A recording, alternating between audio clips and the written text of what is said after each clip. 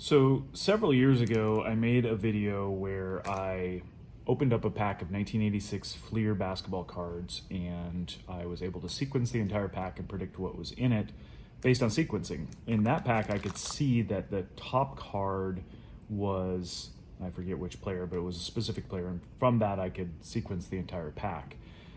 Today I'm going to be looking at a pack of 1987 Fleer basketball cards, and what's interesting about these is they are the exact same sequence as 86, except for the difference with these packs is that on the back you can see what card it is, whereas with 87 or with 86 Fleer basketball, on the back is the sticker, and so the sticker doesn't help you with sequencing.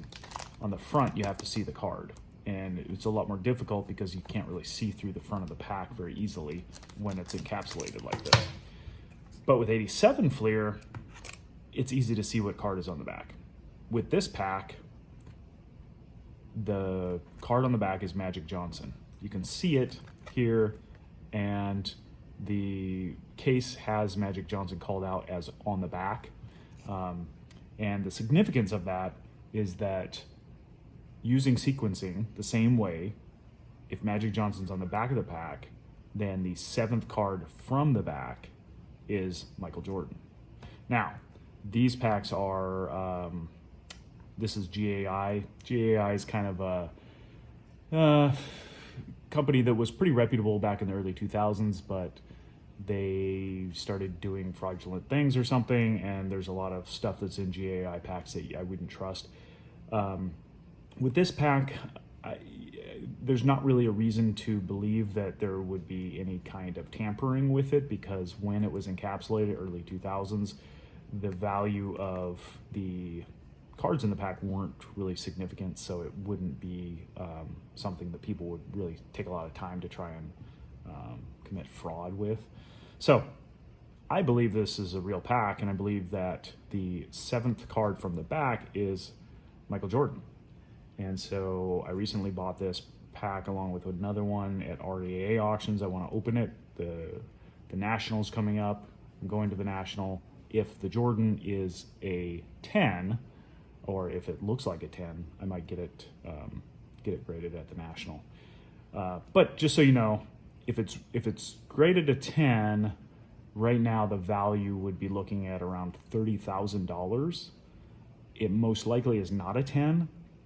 Cards out of the pack, vintage like this, rarely are 10s, maybe 1%, maybe less than 1% of the cards that come out of the pack are a 10. The odds that it's a PSA 9, PSA 9 would still be worth a few $1,000s, maybe 10% chance that it's a 9 or higher. Most likely it's an 8 or lower, but it'll be interesting to see what the Jordan is when I open it up, and hopefully it's a legitimate pack. I already started it here just to make sure my scissors work, and they do. So I'm going to open it up right now.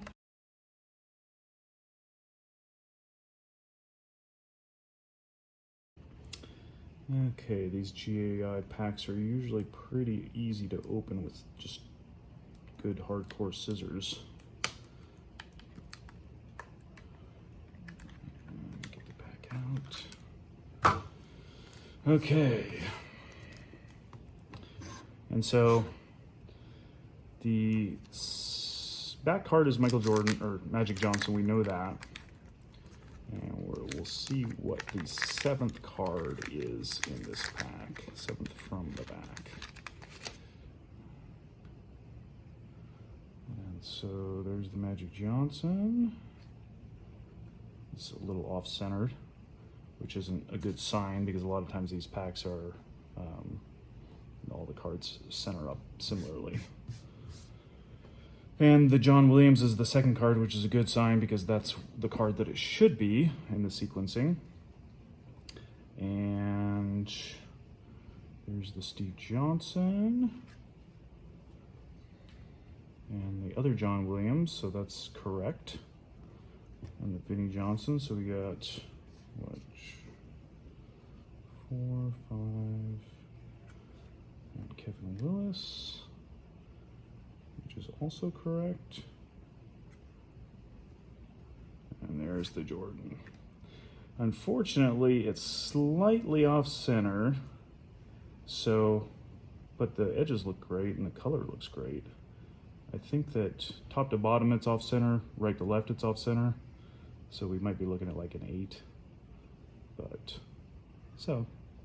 not a bad looking card, the Jordan. So that was a legitimate pack, and there's not really anything else in this pack that's significant. The sticker is Kevin McHale. That could have been significant, but Leon Wood, Bill Laimbeer, Randy Whitman, Kersey. You can see that a lot of them are off center. That one's pretty well centered. So that's it. The Jordan turns out to be maybe an 8. It's off center, not probably worth even getting graded, I don't think, but maybe once PSA actually opens up and they have more reasonable grading prices. Anyway, that's the video.